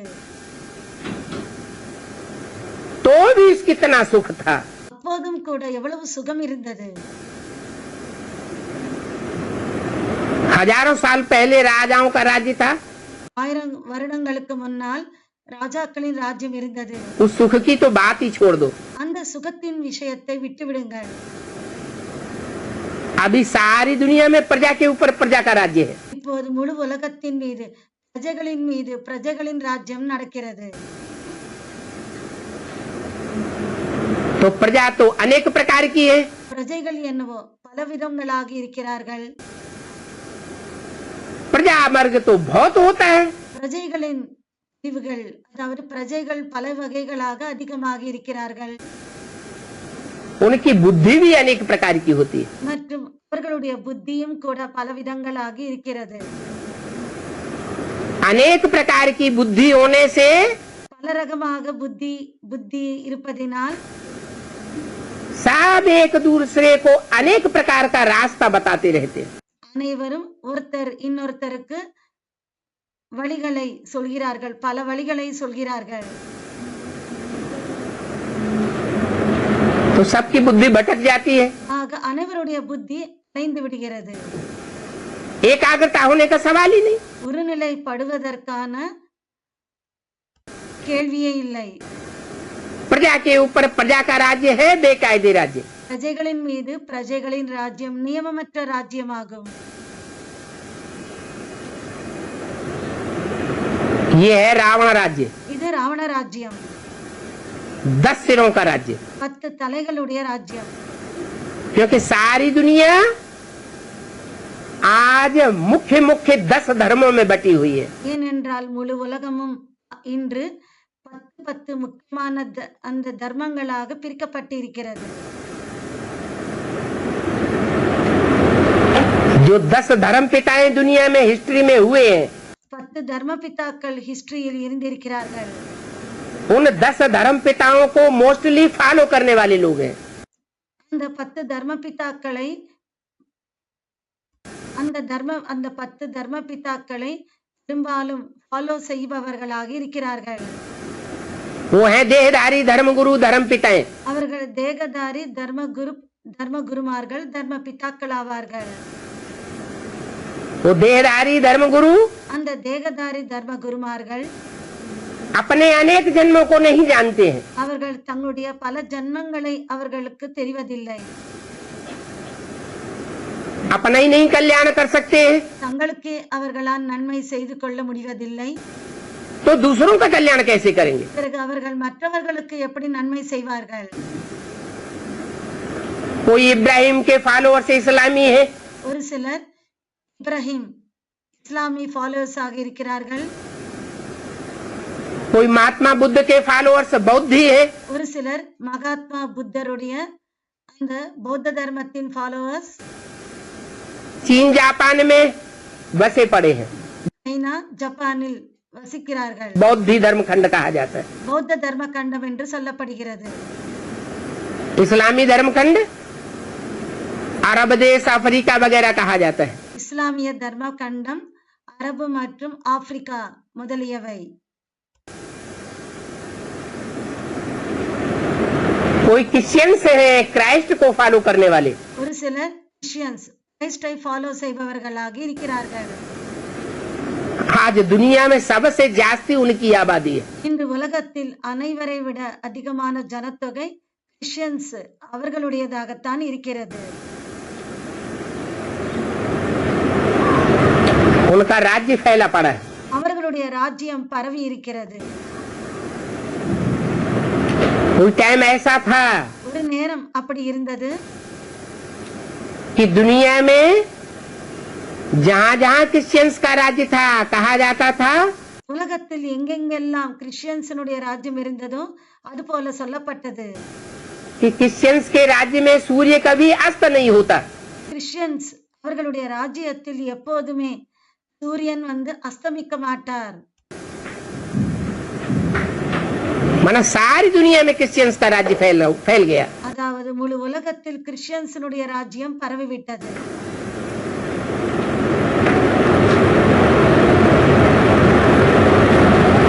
मुसलमान सारी दुनिया में फैल गए।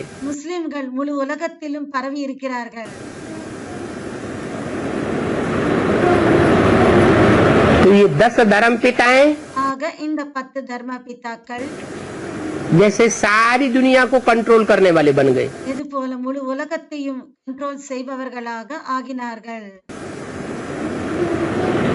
इनकी बुद्धि में से जो ज्ञान निकला, இவர்களுடைய புத்தியிலிருந்து என்ன ஞானம் வெளிவந்ததோ, विनाशी ज्ञान, அழியக்கூடிய ஞானம், वो सारी दुनिया को नीचे गिराता चला गया। அது முழு உலகத்தையும் கீழே இறங்கிக் கொண்டு வந்தது. அது முழு உலகத்தையும் இறக்கிக் கொண்டு வந்தது. दुनिया में एक दूसरे के प्रति वैमनस्य फैल गया। உலகத்தில் ஒருத்தருக்கு இன்னொருத்தர் விரோதமாகத்தான் ஆனார்கள். सब एक दूसरे को काटते रहते हैं। ஒருத்தர் மற்றவர்கள் அனைவரையும் ஒருத்தர் இன்னொருத்தரை வெட்டிக்கொண்டே வருகிறார்கள். इसको कहते हैं रावण राज्य, 10 सिरों वाला राज्य। இதுக்கு சொல்கிறார்கள் ராவண ராஜ்யம், 10 தலைகளுடைய ராஜ்யம்.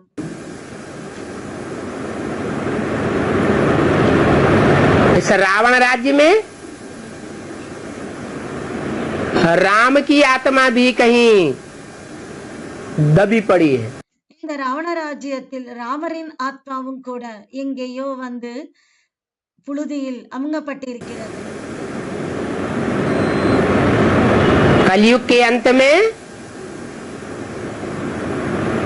राम वाली आत्मा भी कहीं है। கலியுகத்தின் கடைசியில் ராமரின் ஆத்மாவும் எங்கேயோ இருக்கிறார். ऐसे नहीं कि वो आत्मा का विनाश हो जाता है त्रेता युग के बाद।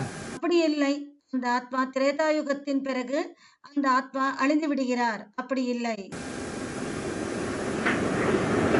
हे कृष्ण नारायण वाली आत्मा, மற்றும் இந்த கிருஷ்ணர் என்கிற वो भी इस दुनिया में कहीं है। கிருஷ்ணரின் ஆத்மாவும் கூட இந்த உலகத்திலேயே எங்கேயோ இருக்கிறார். दुनिया नहीं जानती, உலகத்துக்கு தெரிவதில்லை. भगवान बाप आकर के बताते हैं। பகவான் தந்தை சொல்கிறார், इस दुनिया के जो हीरो हीरोइन है, இந்த உலகத்தினுடைய ஹீரோ ஹீரோயின் யாரோ राम और कृष्ण वाली आत्माएं, ராமர் மற்றும் கிருஷ்ணரின் ஆத்மாக்கள், वो इस रावण राज्य में आकर के धूल में मिल जाती है। அவர்கள் இந்த ராவண ராஜ்யத்தில் புழுதியில் கலந்து விடுகிறார்கள். भगवान बाप आकर के उनकी पहचान देता है। பகவான் தந்தை அவர்களுடைய அறிமுகத்தை தருகிறார். कौन राम की आत्मा है, कौन कृष्ण की आत्मा है, कौन राधा की आत्मा है, कौन सीता की आत्मा है। யார் ராமரின் ஆத்மா, யார் கிருஷ்ணரின் ஆத்மா, யார் சீதையின் ஆத்மா, யார் ராதையின் ஆத்மா, कौन जगदम्बा की आत्मा है, யார் ஜெகதம்பாவின் ஆத்மா,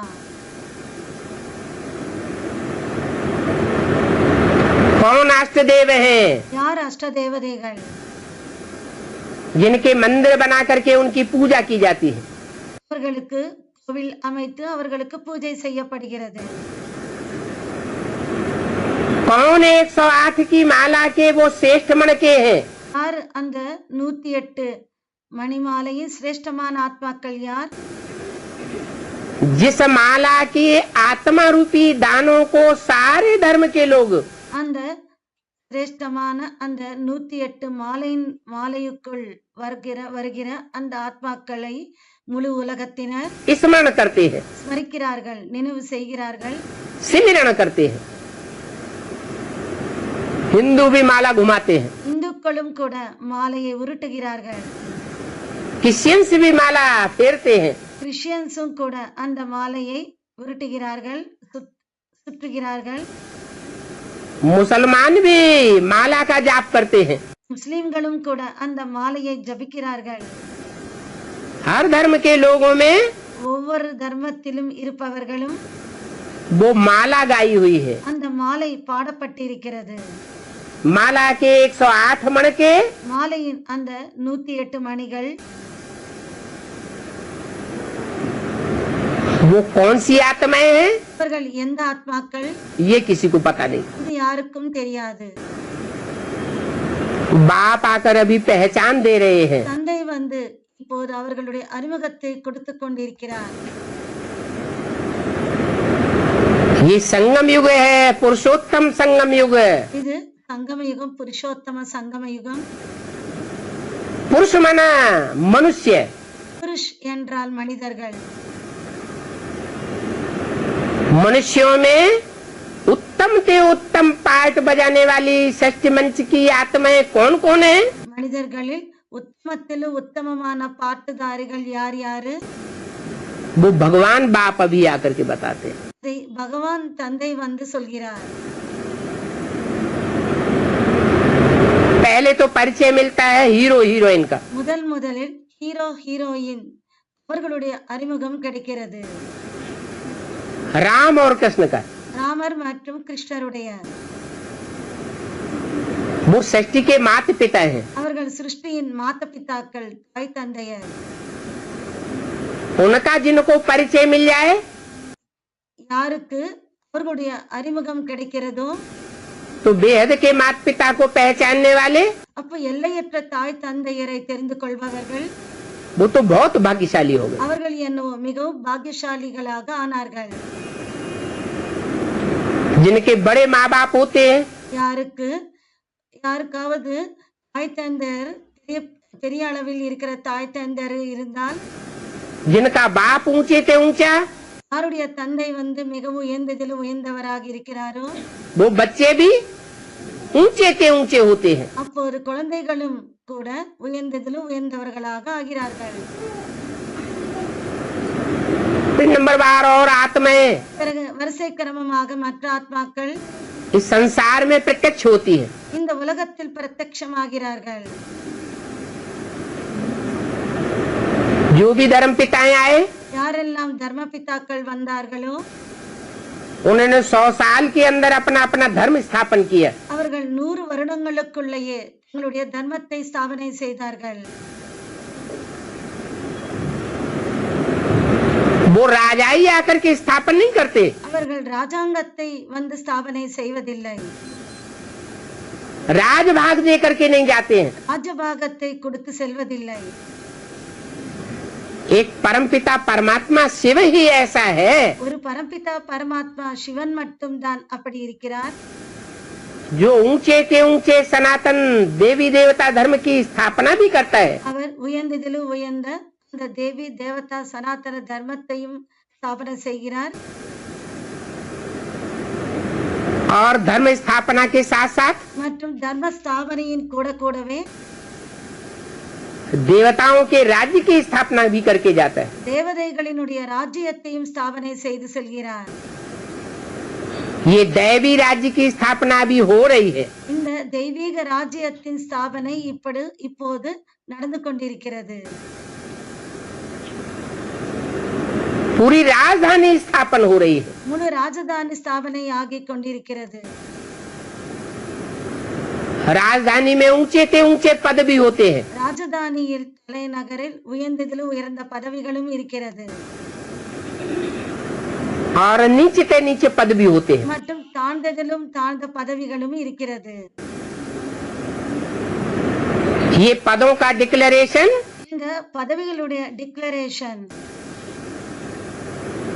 अभी 30 साल के अंदर होने वाला है। இப்போது 30 வருடங்களுக்குள் டிக்ளேர் ஆக போகிறது. 70 साल तो पूरे हो गए। 70 வருடங்கள் என்னவோ முடிந்துவிட்டது.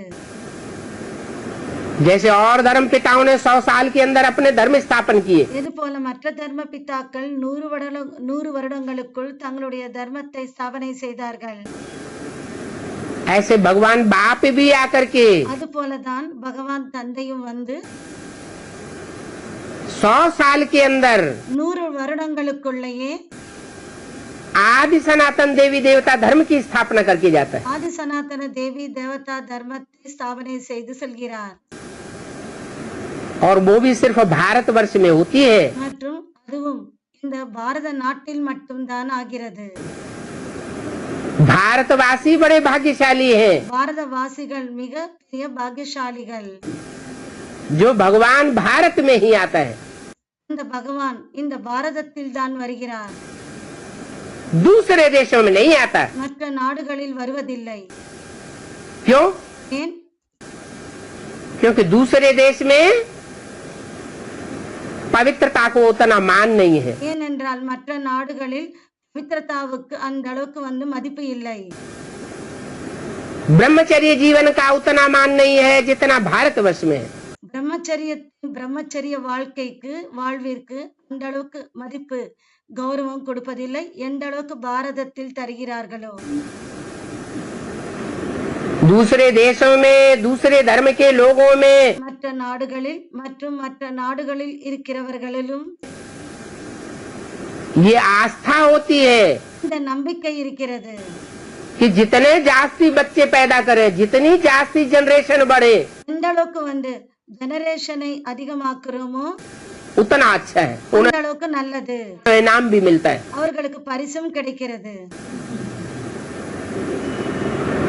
कुत्ता कुतियों जैसे बच्चे पैदा करते रहते हैं, ढेर के ढेर। ஏராளமான எப்படி நாய்களை போல குழந்தைகளை பெற்றுக்கொள்கிறார்கள்। भारतवर्ष में तलाक प्रथा अच्छी नहीं मानी जाती। பாரத நாட்டில் இந்த டைவர்ஸ் கொடுப்பது அவர்கள் நல்லதென்று ஏற்றுக்கொள்வதில்லை। और विदेशों में மற்றும் வெளிநாடுகளில் डाइवोर्स देना आम बात। டைவர்ஸ் கொடுப்பது மிகவும் மொத்தமாக முழுவதுமாக இருக்கிற விஷயமாக இருக்கிறது। அங்கே एक का मूत पिया फिर छोड़ दिया, दूसरे का मूत पिया फिर छोड़ दिया। ஒருவருடன் விகாரத்துக்கு செல்கிறார், பிறகு விட்டு விடுகிறார், பிறகு இன்னொருத்தருடன் விகாரத்தில் செல்கிறார்கள், பிறகு விட்டு விடுகிறார்கள், फिर तीसरे का मूत पिया, பிறகு மூன்றாவது நபருடன் விகாரத்தில் செல்கிறார்கள்। जैसे जानवर होते हैं ना, இது போல விலங்குகள் இருக்கிறது இல்லையா, ऐसे जानवरों जैसी बुद्धि बन गई। இது போல விலங்கு புத்தி போல ஆகிவிட்டார்கள்। बुद्धि में बैठता नहीं, புத்தியில் உட்காருவதில்லை। जो गीता ज्ञान में लिखा हुआ है, அது கீதா ஞானத்தில் எழுதியிருக்கிறார்கள்। कि स्त्रियां जब प्रदूषित हो जाती हैं तो सारी जनरेशन खराब हो जाती है। கீதையில் எழுதப்பட்டிருக்கிறது, ஸ்திரீ பெண்கள் எப்போது மாசுபட்டு விடுகிறார்களோ அப்போது முழு ஜெனரேஷனும் கெட்டு விடுகிறது। भारतवर्ष में सदैव इस बात को मान्यता दी गई। பாரத நாட்டில் எப்போதுமே இந்த விஷயத்திற்கு அவர்கள் மதிப்பு கொடுத்திருக்கிறார்கள், மரியாதை கொடுத்திருக்கிறார்கள், கௌரவத்தை கொடுத்திருக்கிறார்கள்। कि कन्या माताओं की सुरक्षा की जाए, கன்யா மாதாக்களுக்கு பாதுகாப்பு கொடுக்கணும், उनमें कोई प्रदूषण न फैलने पाए। அவர்களின் மீது எந்த ஒரு மாசு படவிடக்கூடாது।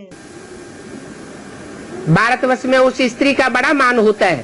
பாரத நாட்டில் அந்த பெண்ணுக்கு மிகவும் மதிப்பு கொடுக்கப்படுகிறது, जो सारे जीवन में एक पति का अनुगमन करती है। எப்போது ஒரு பெண்ணானவள் முழு வாழ்க்கையிலும் ஒருத்தருடன் கூட பின்பற்றி இருப்பவருக்கு सती साध्वी कही जाती है, சதி சாத்வி என சொல்லப்படுகிறார்। सत्य वाली कही जाती है। சத்துவாலி அதாவது உண்மையுடையவர், உண்மையாக இருப்பவர் என்று சொல்லப்படுகிறார்। ऐसी सत्य वाली स्त्रियां அப்படி உண்மையாக இருக்கக்கூடிய பெண் कन्याएं माताएं கன்யா மாதாக்கள் भगवान बाप के कार्य में सहयोगी बनती हैं பகவானுடைய காரியத்தில் சகயோகிகளாக ஆகிறார்கள் और सतयुग की स्थापना के निमित्त बनती हैं। மற்றும் சத்யுகத்தின் ஸ்தாபனைக்கு நிமித்தமாகிறார்கள்।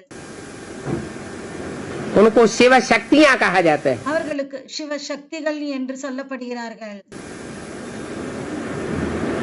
जो काम दुनिया के कोई भी मनुष्य मात्र नहीं कर सके, இந்த வேலையை உலகத்தில் இருக்கிற எந்த மனிதர்களாலும் செய்யப்படவில்லை. वो काम शिव शक्तियां पूरा करती हैं। அந்த வேலையை சிவசக்திகள் செய்து முடிக்கிறார்கள். इसलिए बाप कहते हैं அதனால் தந்தை சொல்கிறார், कि तुम कन्याओं माताओं के द्वारा बाप आकर के स्वर्ग की स्थापना करते हैं। உங்களுடைய கன்யா மாதாக்களின் மூலமாக தந்தை வந்து சொர்க்கத்தின் கேட்டை திறக்க வைக்கிறார். स्वर्ग का गेट कन्याओं माताओं के द्वारा खोला जाता है। சொர்க்கத்தின் கேட் கன்யா மாதாக்களின் மூலமாக திறக்கப்படுகிறது. वो गुरु लोग सिखाते हैं नारी नरक का द्वार। அந்த குருமார்கள் நாரி நரகத்தின் வாசல் என்று சொல்லிக் கொடுக்கிறார்கள். नारी नरक का द्वार खोलती है। நாரி நரகத்தின் வாசலை திறக்கிறார்கள். इसलिए हम नारी को छोड़ करके जंगल में चले जाते हैं। அதனால் தான் நாங்கள் பெண்களை விட்டுவிட்டு காட்டுக்கு செல்கிறோம். वो गुरुओं ने सिखाया, मनुष्य गुरुओं ने। இந்த மனித குருமார்கள் கற்றுக் கொடுத்தார்கள். और भगवान बाप कहते हैं மற்றும் பகவான் தந்தை சொல்கிறார், नारी ही स्वर्ग का द्वार खोल सकती है। நாரிதான் பெண்தான் சொர்க்கத்தின் வாசலை திறக்க முடியும். पुरुष सब दुर्योधन दुशासन वृत्ति वाले हैं। ஆண்கள் அனைவருமே துரியோதன் துஷாசன் அந்த உணர்வு கொண்டிருப்பவர்கள். वो स्वर्ग का द्वार नहीं खोल सकते। அவர்கள் சொர்க்கத்தின் வாசலை திறக்க முடியாது. वो तो और ही नरक बनाते हैं। அவர்கள் மேலும் நரகமாகத்தான் ஆக்குவார்கள்.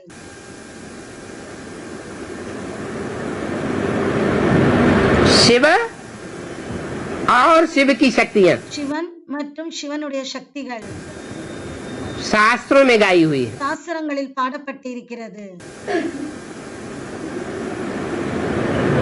शिव ने शक्तियों के द्वारा சிவன் சக்திகளின் மூலமாக भारतवर्ष में आदि सनातन देवी देवता धर्म की स्थापना की। பாரத நாட்டில் ஆதி சனாதன தேவி தேவதா தர்மத்தை ஸ்தாபனை செய்தார். और शक्तियों के द्वारा ही असुरों का संहार किया। மற்றும் சக்திகளின் மூலமாகத்தான் அசுரர்களை சம்ஹாரம் செய்தார். अभी बाप फिर आया हुआ है। இப்போது தந்தை மீண்டும் வந்திருக்கிறார். नई दुनिया की स्थापना होने वाली है। புதிய உலகம் ஸ்தாபனை ஆக போகிறது. उसका पक्का प्रूफ भी मिल रहा है। அதுக்கு பக்காவான ப்ரூஃபும் கிடைத்துக் கொண்டிருக்கிறது. भगवान बाप आते हैं பகவான் தந்தை வருகிறார். तो 3 मूर्तियों के द्वारा संसार में उजागर होते हैं। 3 மூர்த்திகளின் மூலமாக உலகத்தில் அவர் பிரத்யட்சமாகிறார், வெளிப்படுகிறார். इसलिए त्रिमूर्ति शिव कहा जाता है। அதனால் தான் திரிமூர்த்தி சிவன் என்று சொல்லப்படுகிறார். पहली मूर्ति ब्रह्मा, முதல் மூர்த்தி பிரம்மா, दूसरी मूर्ति शंकर இரண்டாவது மூர்த்தி சங்கர் और तीसरी मूर्ति विष्णु। மற்றும் மூன்றாவது மூர்த்தி விஷ்ணு. इन 3 मूर्तियों के द्वारा இந்த 3 மூர்த்திகளின் மூலமாக सारे विश्व के ऊपर विजय प्राप्त करा के जाते हैं। முழு உலகத்தின் மீது வெற்றி அடைய வைத்து காண்பிக்கிறார். 100 वर्ष के अंदर 100 வருடங்களுக்குள். इसलिए इनकी यादगार में அதனால் தான் இவர்களுடைய நினைவார்த்தமாக हमारे भारतवर्ष में நம்முடைய பாரத நாட்டில் 3 शरीर रूपी वस्त्रों की यादगार झंडा बनाया हुआ है। 3 சரீர ரூபமான வஸ்திரங்களின் அந்த கொடி வந்து காட்டப்படுகிறது. झंडा ऊंचा रहे हमारा। அந்த 3 ரூபமான 3 வஸ்திரங்களின் நினைவார்த்தமாக அந்த கொடி காண்பிக்கப்படுகிறது. विश्व विजय करके दिखलावे। ஜண்டா ஊஞ்சா ரஹே ஹமாரா. அதாவது நம்முடைய கொடி உயர்ந்த இடத்தில் பறந்து கொண்டிருக்கிறது. இவர்கள் இந்த முழு உலகத்தின் மீது வெற்றி அடைந்து காட்டட்டும். झंडा उठाने वाले जानते ही नहीं है। அந்த கொடியை எடுத்து வைப்பவர்கள் அந்த கொடியை காட்டுபவர்களுக்கு தெரிவதில்லை, எடுத்து காண்பிப்பவர்களுக்கு. कि कपड़े का झंडा कभी विश्व विजय नहीं करता। துணியாலான கொடி எப்போதும் முழு உலகத்தின் மீது வெற்றி அடைந்து காட்டாது. कपड़े का अर्थ है அந்த துணியினுடைய அர்த்தம் शरीर रूपी वस्त्र। சரீர ரூபமான வஸ்திரமாகும். ये 3 शरीर रूपी वस्त्र हैं। இந்த 3 சரீர ரூபமான வஸ்திரங்கள். सबसे ऊपर का वस्त्र है क्रांतिकारी लाल वस्त्र। அனைத்தையும் விட மேலே இருப்பது இந்த சிவப்பு வர்ண கலர். அது புரட்சியை குறிக்கிறது. जो ज्ञान की क्रांति फैलाता है संसार में। அவர் உலகத்தில் ஞானத்தின் புரட்சியை உலகத்தில் செய்கிறார். शंकर के तीसरे नेत्र की यादगार है। சங்கரின் 3வது கண்ணின் நினைவார்த்தம் இருக்கிறது. ऐसी ज्ञान की ज्वाला फैलती है, அப்படி ஞானத்தின் ஜுவாலை பரவுகிறது कि दुनिया के अंदर बड़े से बड़ा रिवॉल्यूशन हो जाता है। உலகத்துக்குள் பெரியதிலும் பெரிய புரட்சி ஏற்பட்டு விடுகிறது.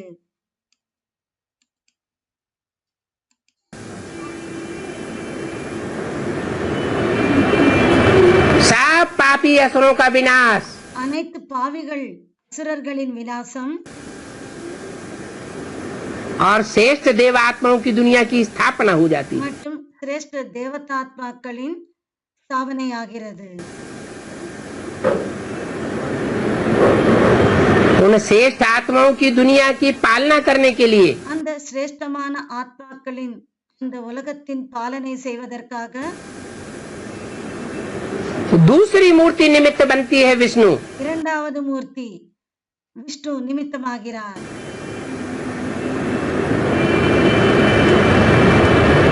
और इन दोनों मूर्तियों से प्रत्यक्ष होने से पहले மற்றும் இந்த இரண்டு மூர்த்திகள் பிரத்யட்சமாகுவதற்கு முன்னால் ब्रह्मा की मूर्ति बनती है பிரம்மாவின் மூர்த்தி ब्राह्मण धर्म की स्थापना के निमित्त। பிரம்மாவின் மூர்த்தி பிராமண தர்மத்தை ஸ்தாபனை செய்வதற்கு நிமித்தமாகிறார். ब्रह्मा के मुख से ब्राह्मण पैदा हुए। பிரம்மாவின் வாயிலிருந்து பிராமணர்கள் பிறக்கிறார்கள். वो पंडित लोग तो समझते हैं, समझाते हैं कि ब्रह्मा के मुख में कोई मशीन रखी होगी। அந்த பண்டிதர்கள் என்னவோ நினைக்கிறார்கள், பிரம்மாவின் வாயில் ஏதோ மிஷன் வைக்கப்பட்டிருக்கிறது, वाह किया और ब्राह्मण निकल पड़े। அவர்கள் பிரம்மா வாயை திறந்தால் பிராமணர்கள் வெளிவருவது போல. अब ऐसा तो होता नहीं है। அப்படி என்னவோ ஆகுவதில்லை. भगवान बाप शिव जिस मनुष्य तन में प्रवेश करते हैं, பகவான் தந்தை சிவன் எந்த மனித சரீரத்தில் பிரவேசம் செய்கிறாரோ उसका नाम ब्रह्मा रखते हैं। அவருடைய பெயர் பிரம்மா என்று வைக்கிறார். ब्रह्मा के मुख से जो भगवान का ज्ञान सुनते हैं, பிரம்மாவின் வாயிலிருந்து யார் தந்தையின் ஞானத்தை கேட்கிறார்களோ, अविनाशी ज्ञान रतन दूसरों को दान करते हैं, அந்த அழியாத ஞான ரத்தினங்களை மற்றவர்களுக்கு யார் தானம் செய்கிறார்களோ वो ब्राह्मण कहे जाते हैं। அவர்கள் பிராமணர்கள் என்று சொல்லப்படுகிறார்கள். वो ब्राह्मण அந்த பிராமணர்கள் 100 देवता बनते हैं। அவர்களே தேவதைகளாக ஆகிறார்கள். इसलिए आज भी भारतवर्ष में அதனால் தான் இன்றும் கூட பாரத நாட்டில் घर घर में ब्राह्मणों को खिलाया जाता है। ஒவ்வொரு வீட்டிலும் கூட பிராமணர்களுக்கு பரிமாறப்படுகிறது. ब्राह्मणों की पूजा की जाती है। பிராமணர்களுக்கு பூஜை செய்யப்படுகிறது. लेकिन आज के ब्राह्मणों की तो बात ही नहीं है। ஆனால் இன்று இருக்கிற பிராமணர்களின் விஷயம் இல்லை இது. ये तो ब्रह्मा मुख से डायरेक्ट पैदा होने वाले ब्राह्मणों की बात है। இது என்னவோ பிரம்மாவின் வாயின் மூலமாக டைரக்டாக வெளிவருகிற பிராமணர்களின் விஷயமாகும். उन ब्राह्मणों ने अपना जीवन बनाया था। அந்த பிராமணர்கள் தங்களுடைய வாழ்க்கையை அவர்கள் உருவாக்கி கொண்டார்கள். ब्रह्मा के मुख से वाणी सुन करके अपने को ब्राह्मण बनाया। பிரம்மாவின் வாயின் மூலமாக ஞானத்தை கேட்டு அவர்கள் பிராமணர்களாக ஆனார்கள். और वो वाणी जो जो सुनते जाते हैं, இந்த வாணி யாரெல்லாம் கேட்கிறார்களோ उनका भी जीवन में कुछ न कुछ कल्याण होता जाता है। அவர்களுடைய வாழ்க்கைக்கும் கூட கொஞ்சத்திலும் கொஞ்சம் நன்மை ஆகிறது.